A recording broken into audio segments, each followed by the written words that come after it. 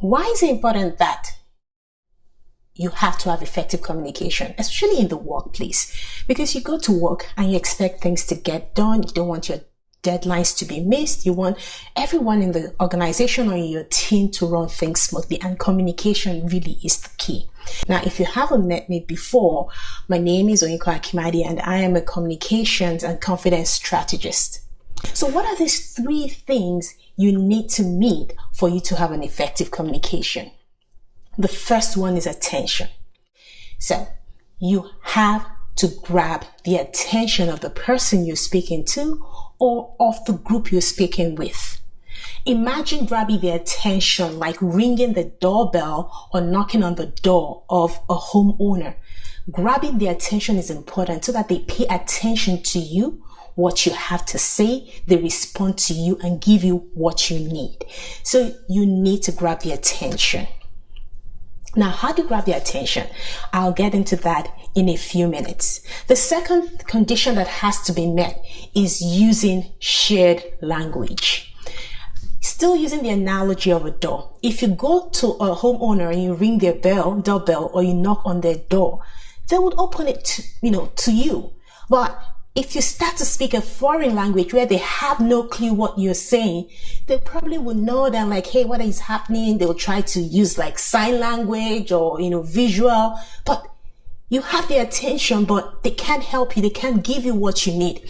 It also is the same thing that happens when you go to a homeowner's door, right? And you're speaking few bits and pieces of some words they understand, but they don't get the entire sentence because you're not using a shared language. So it is important that you use a shared language. What do I mean by shared language? If you're in a technical position and you're explaining to people outside of your specialty, then cut down the technical words. Use words that both of you can identify what both of you want so that the conversation can be smooth and there'll be a good back and forth and there'll be clarity to that conversation. But I'll tell you how to figure this out in a few minutes. The third thing that you have to do is to align your expressive communication as much as you can to the interpreted information. Now, this will need the assistance of the other person you're speaking to a little bit, but you can help facilitate that process.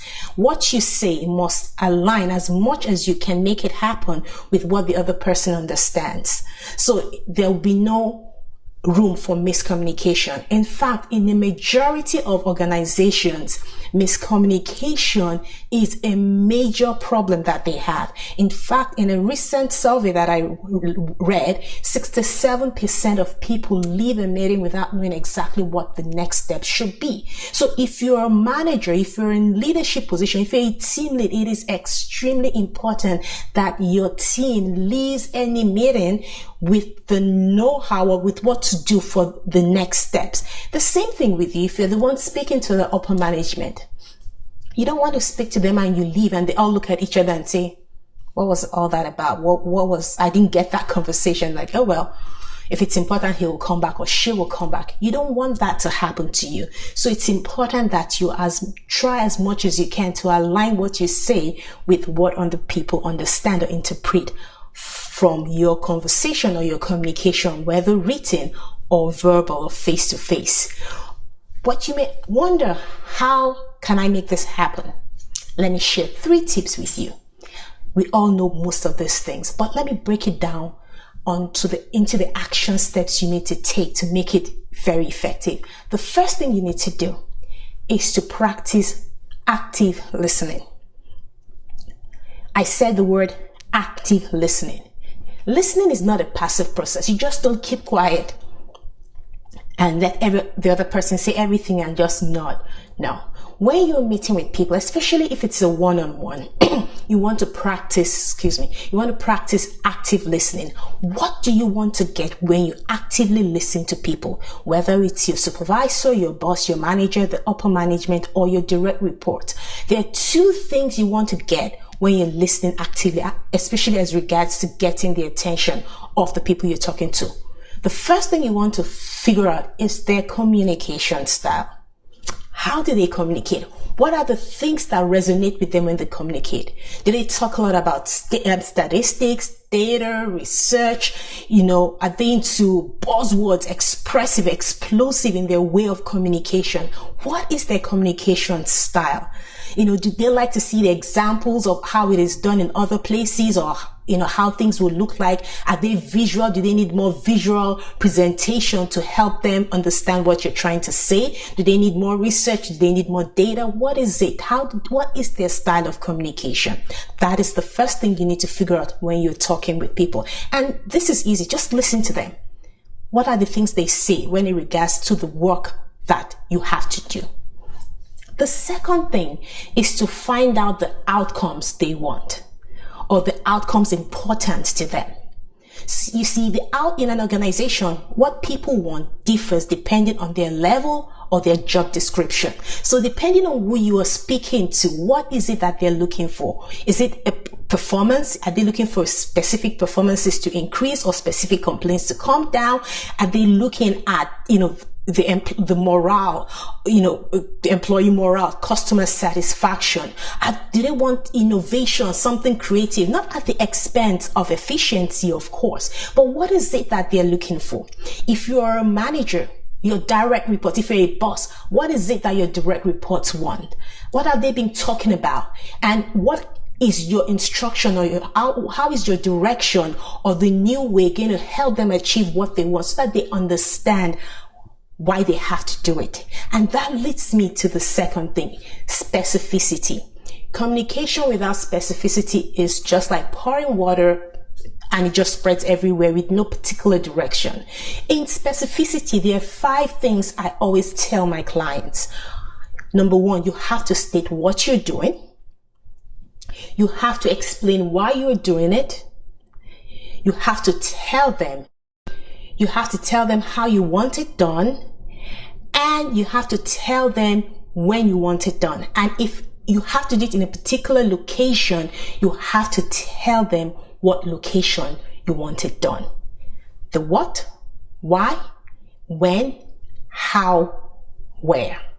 This is very important. I'll give you an example. If you're a manager, you give an instruction, or if you're a team lead, would you come up with that agenda for the next meeting?